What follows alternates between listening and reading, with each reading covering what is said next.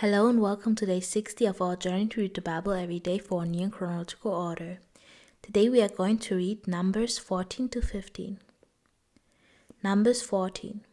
The people murmur at the news. And all the congregation lifted up their voice and cried, and the people wept that night. And all the children of Israel murmured against Moses and against Aaron. And the whole congregation said unto them, Would God that we had died in the land of Egypt, or would God we had died in this wilderness? And wherefore hath the Lord brought us unto this land, to fall by the sword, that our wives and our children should be prey? Were it not better for us to return into Egypt? And they said one to another, Let us make a captain, and let us return into Egypt. Then Moses and Aaron fell on their faces before all the assembly and of the congregation of the children of Israel.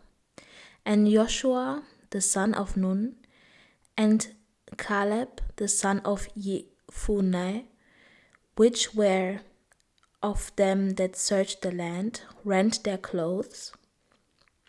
And they spake unto all the company of the children of Israel, saying, The land which we passed through to search it is an exceeding good land. If the Lord delight in us, then he will bring us into this land, and give it us, a land which floweth with milk and honey. Only rebel not ye against the Lord, neither fear ye the people of the land. For they are bread for us, their defense is departed from them. And the Lord is with us, fear them not. But all the congregation bade stone them with stones. And the glory of the Lord appeared in the tabernacle of the congregation before all the children of Israel. And the Lord said unto Moses, How long will this people provoke me? And how long will it be ere they believe me for all the signs which I have shewed among them? I will smite them with the pestilence, and disinherit them, and will make of thee a greater nation and mightier than they. And Moses said unto the Lord, Then the Egyptians shall hear it, for thou broughtest up this people in thy might from among them. And they will tell it to the inhabitants of this land, for they have heard that thou, Lord, art among this people, that thou, Lord, art seen face to face, and that thy cloud standeth over them, and that thou goest before them by day time in a pillar of a cloud, and in a pillar of fire by night.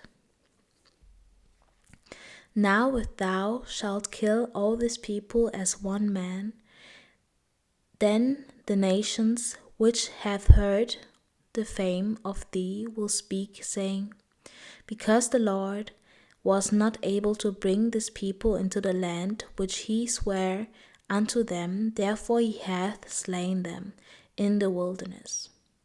And now I beseech thee, let the power of my Lord be great, according as thou hast spoken, saying, The Lord is longsuffering, and of great mercy, forgiving iniquity and transgression, and by no means clearing the guilty, visiting the iniquity of the fathers upon the children unto the third and fourth generation. Pardon, I beseech thee, the iniquity of this people according unto the greatness of thy mercy, and as thou hast forgiven this people from Egypt even until now. And the Lord said, I have pardoned according to thy word. But as truly as I live, all the earth shall be filled with glory of the Lord, because all those men which have seen my glory and my miracles, which I did in Egypt and in the wilderness, and have tempted me now these 10 times, and have not hearkened to my voice. Surely they shall not see the land which I swear unto their fathers, neither shall any of them that provoke me see it.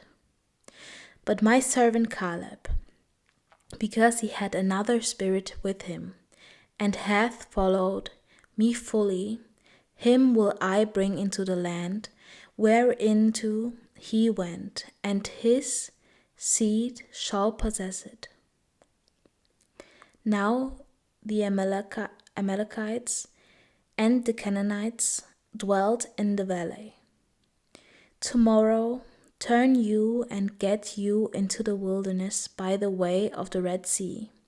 And the Lord spake unto Moses and unto Aaron, saying, How long shall I bear with this evil congregation, which murmur against me? I have heard the murmurings of the children of Israel, which they murmur against me. Say unto them, As truly as I live, saith the Lord, as ye have spoken in mine ears, so will I do to you. Your carcasses shall fall in this wilderness, and all that were numbered of you, according to your whole number, from 20 years old and upward, which have murmured against me. Doubtless ye shall not come into the land, concerning which I swear to make you dwell therein, save Caleb the son of Jephunneh and Joshua the son of Nun.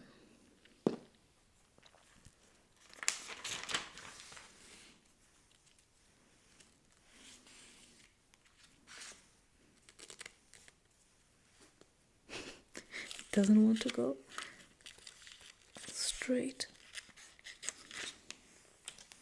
Still not straight. Now.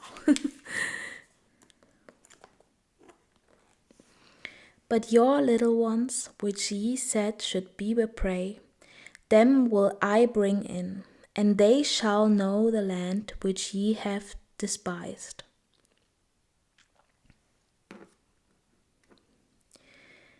But as for you, your carcasses, they shall fall in this wilderness, and your children shall wander in the wilderness 40 years, and bear your whoredoms until your carcasses be wasted in the wilderness. After the number of the days in which ye search the land, even 40 days, each day for a year, shall ye bear your iniquities, even 40 years, and ye shall know my breach of promise. I, the Lord, have said, I will surely do it unto all this evil congregation that are gathered together against me. In this wilderness they shall be consumed, and there they shall die. The men who brought the unfavorable report die by a plague. And the man which Moses sent to search the land, who returned and made all the congregation to murmur against him by bringing up a slander upon the land. Even those men that did bring up the evil report upon the land died by the plague before the Lord. But Joshua the son of Nun and Caleb the son of Jephunneh, which were of the men that went to search the land, lived still. And Moses told these sayings unto all the children of Israel, and the people murmured greatly. And they rose up early in the morning and gat them up into the top of the mountain, saying, Lo, we be here, and will go up unto the place which the Lord hath promised, for we have sinned. And Moses said, Wherefore now do ye transgress the commandment of the Lord? But it shall not prosper. Go not up, for the Lord is not among you, that ye be not smitten before your enemies. For the Amalekites and the Canaanites are there before you, and ye shall fall by the sword, because ye are turned away from the Lord. Therefore the Lord will not be with you. But they presumed to go up unto the hill top. Nevertheless, the ark of the covenant of the Lord and Moses departed not out of the camp. Then the Amalekites came down, and the Canaanites which dwelt in that hill, and smote them, and discomfited them even unto Hormah. Numbers 15. The law of the meal offering and the drink offering. And the Lord spake unto Moses, saying, Speak unto the children of Israel, and say unto them, When ye be come into the land of your habitations, which I give unto you, and will make an offering by fire unto the Lord, a burnt offering, or a sacrifice in performing a vow, or in a free will offering, or in your solemn feasts, to make a sweet savour unto the Lord, of the herd, or of the flock. Then shall he that offereth his offering unto the Lord bring a meat offering of a 10th deal of flour mingled with the 4th part of an hin of oil, and the 4th part of an hin of wine for a drink offering. Shalt thou prepare with the burnt offering, or sacrifice for one lamb? Or for a ram thou shalt prepare for a meat offering 2/10 deals of flour mingled with the 3rd part of an hin of oil. And for a drink offering thou shalt offer the 3rd part of an hin of wine for a sweet savour unto the Lord. And when thou preparest a bullock for a burnt offering, or for a sacrifice in a performing a vow or peace offerings unto the Lord, then shall he bring with a bullock a meat offering of 3/10 deals of flour mingled with half an hin of oil. And thou shalt bring for a drink offering half an hin of wine for an offering made by fire of a sweet savour unto the Lord. Thus shall it be done for one bullock, or for one ram, or for a lamb, or a kid, according to the number that ye shall prepare, so shall ye do to every one according to their number. All that are born of the country shall do these things after this manner, in offering an offering made by fire of a sweet savour unto the Lord. And if a stranger sojourn with you, or whosoever be among you in your generations, and will offer an offering made by fire of a sweet savour unto the Lord, as ye do, so he shall do. One ordinance shall be both for you of the congregation, and also for the stranger that sojourneth with you, an ordinance for ever in your generations. As ye are, so shall the stranger be before the Lord. One law and one manner shall be for you, and for the stranger that sojourneth with you. And the Lord spake unto Moses, saying, Speak unto the children of Israel, and say unto them, When ye come into the land, whither I bring you, then it shall be that when ye eat of the bread of the land, ye shall offer up an heave offering unto the Lord.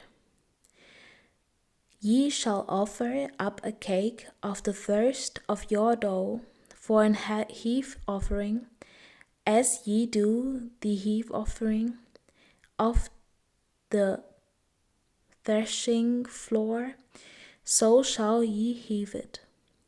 Of the first of your dough ye shall give unto the Lord an heave offering in your generations. The sacrifice for the sin of ignorance. And if ye have erred, and not observed all these commandments, which the Lord hath spoken unto Moses, even all that the Lord hath commanded you by the hand of Moses, from the day that the Lord commanded Moses, and henceforward among your generations, then it shall be, if aught be committed by ignorance, without the knowledge of the congregation, that all the congregation shall offer one young bullock for a burnt offering, for a sweet savour unto the Lord, with his meat offering, and his drink offering according to the manner, and one kid of the goats for a sin offering.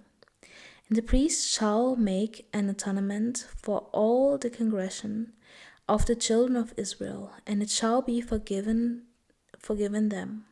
For it is ignorance, and they shall bring their offering, a sacrifice made by fire unto the Lord, and their sin offering before the Lord for their ignorance. And it shall be forgiven all the congregation of the children of Israel, and the stranger that sojourneth among them, seeing all the people were in ignorance. And if any soul sin through ignorance, then he shall bring a she-goat of the first year for a sin offering. And the priest shall make an atonement for the soul that sinneth ignorantly, when he sinneth by ignorance before the Lord, to make an atonement for him, and it shall be forgiven him. Ye shall have one law for him that sinneth through ignorance, both for him that is born among the children of Israel, and for the stranger that sojourneth among them. The punishment of the presumptuous person.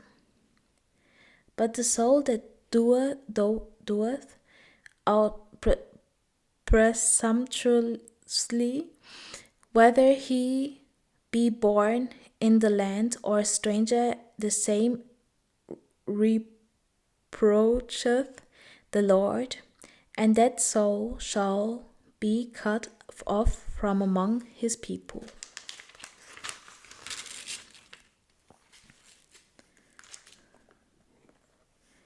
Because he hath despised the word of the Lord, and hath broken his commandment, that soul shall utterly be cut off. His iniquity shall be upon him. And while the children of Israel were in the wilderness, they found a man that gathered sticks upon the Sabbath day. And they that found him gathering sticks brought him unto Moses and Aaron, and unto all the congregation. And they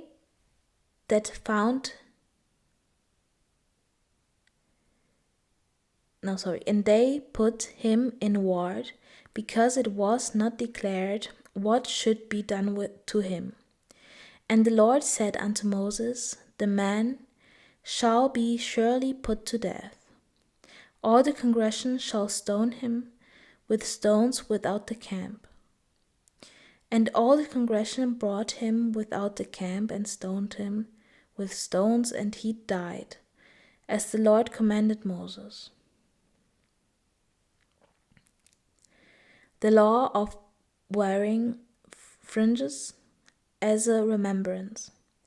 And the Lord spake unto Moses, saying, Speak unto the children of Israel, and bid them that they make them fringes in the borders of their garments throughout their generations, and that they put upon the fringe of the borders a ribbon of blue, and it shall be unto you for a fringe, that ye may look upon it, and remember all the commandments of the Lord, and do them, and that ye seek not after your own heart and your own eyes, after which ye used to go a whoring, that ye may remember and do all my commandments, and be holy unto your God. I am the Lord your God, which brought you out of the land of Egypt. So to be your God. I am the Lord your God.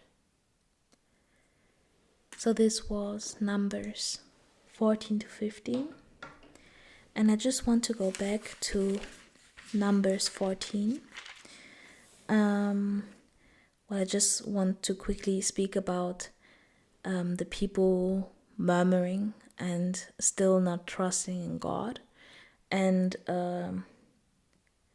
it's not even about not trusting God, because in their case they still think like they should have stayed in Egypt and stayed stayed slaves in Egypt. And this is, I think that's sad that they still think that being a slave was better than what they have now. They had freedom, they had like essentially God on their side, and God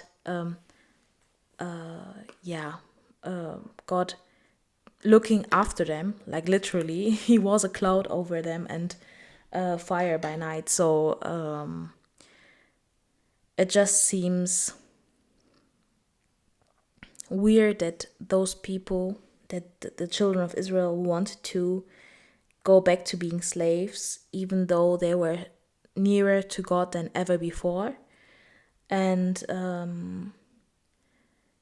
it's also hard because nowadays we couldn't imagine that we would choose to be enslaved over freedom, just because we had like in their case they always talk about the food, so they had more food before, but still we still saw that in every story God still provided for them.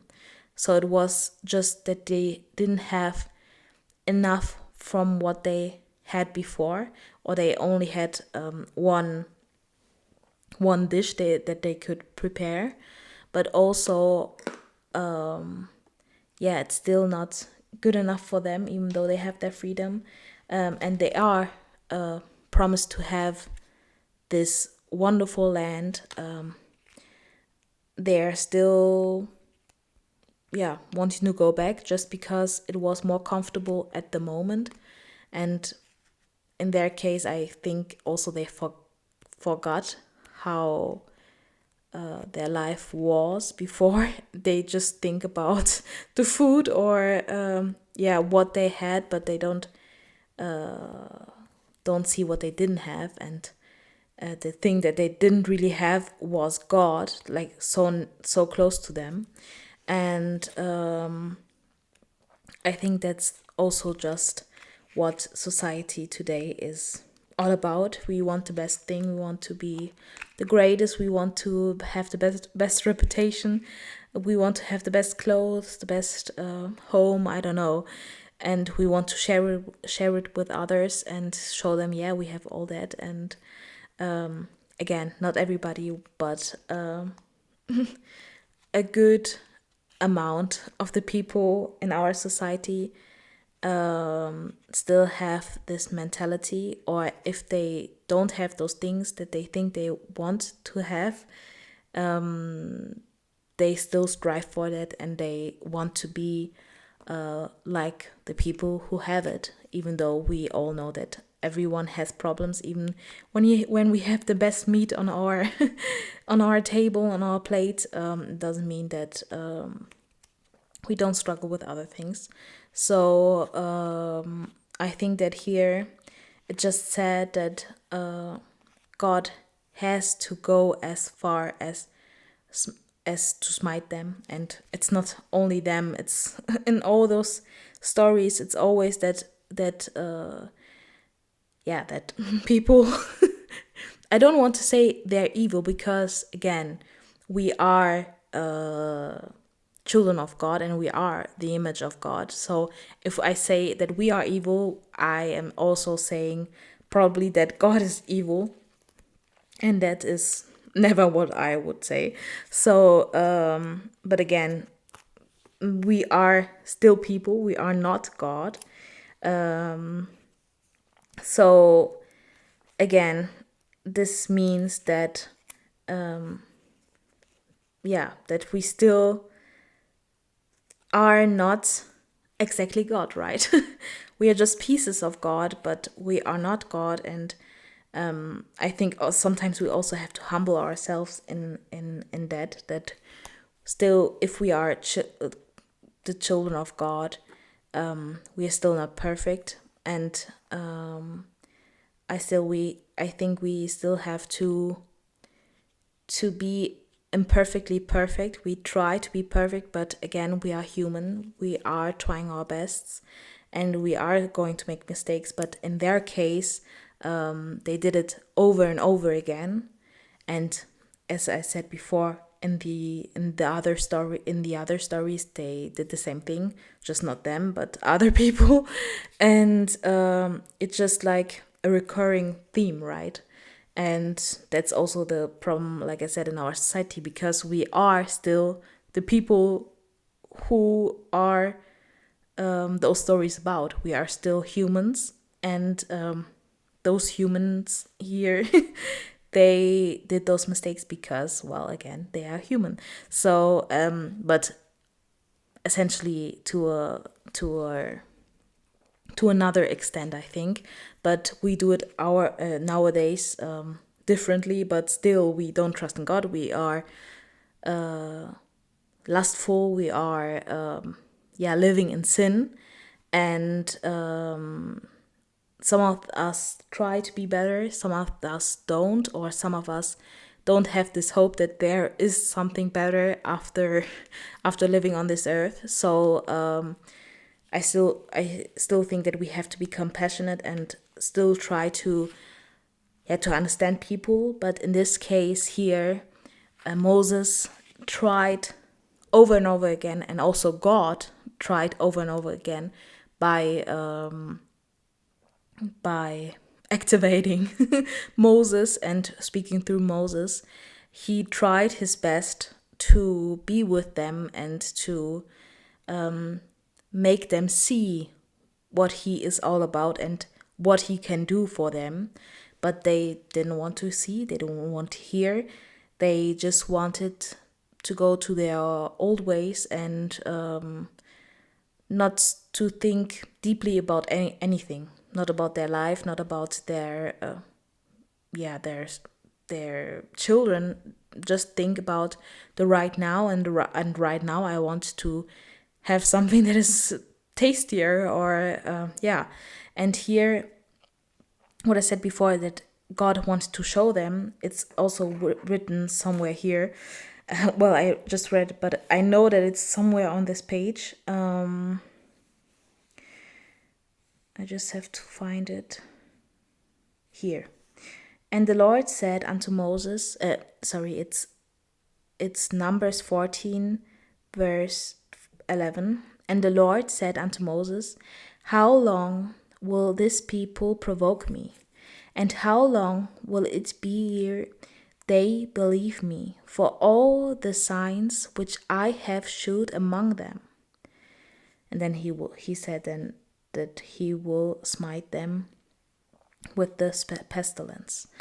And so here, I'm going to frame it in verse 11. of Numbers 14, we still see that God is also like, how can I say it? He's also not worried, but he's surprised of the way he already showed his power to them, and they still didn't want to see it, and they still didn't want to understand it in a way. So here we can see that even God, even though he says something, it's like he's speechless about how they are behaving towards him, towards Moses, towards everyone who wants to follow God. And so here I want to put a color here, and I'm thinking I'm going to choose the color of society, which was this one, I believe. I will go see. Yeah, society was the, I don't know, lilac, purple, brownish color. And I'm going to put it so next to the verse 11. And is there a bit space next to it? Yeah. I'm going to write next to it, we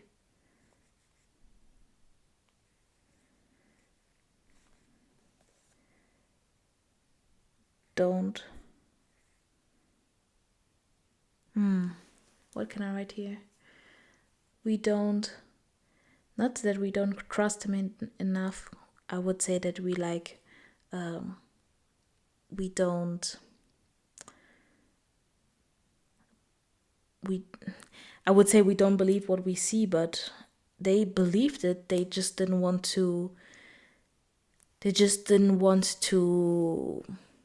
continue living like that. They just wanted to go back to their old ways and be happy with what they had, because it was better in their eyes. I would say that we do not want to wait for God's timing. And with that I mean that they, even though this great land was promised to them, they didn't want to wait until they have it. They wanted it now, and they wanted to have their needs, well, their luxurious needs. They wanted their needs to be met like right now, and they didn't want to wait for it to happen in the future. They wanted to have all that they wanted in this moment directly, because they thought like, oh, God is with us. And so if he's that powerful, well, he can give us that. And if not, why did he bring us out of Egypt now, right? Even though they don't really say something about timing here, they are saying that why did he take us out just to be, just to die in the wilderness? We could have died in Egypt too, or lived happily in Egypt without being in this wilderness here, right? So that essentially means for me that they didn't want to wait for God's timing. So God's timing would be in their story, the great land that was promised to them, where a land which floweth with milk and honey, which was said in verse 8 of Numbers 14, but also way before Numbers 14. So, yeah, just my closing words would be that we should trust in God's timing, and I'm also a victim of can I say victim? I don't think so, but of not trusting in God's timing or wanting something to happen now, even though we know that there has to be challenges along the way to really to really thrive in what we want. So with that, I end today's Bible study session. I hope you have a great day, evening or night, and hopefully I will see you tomorrow. Bye.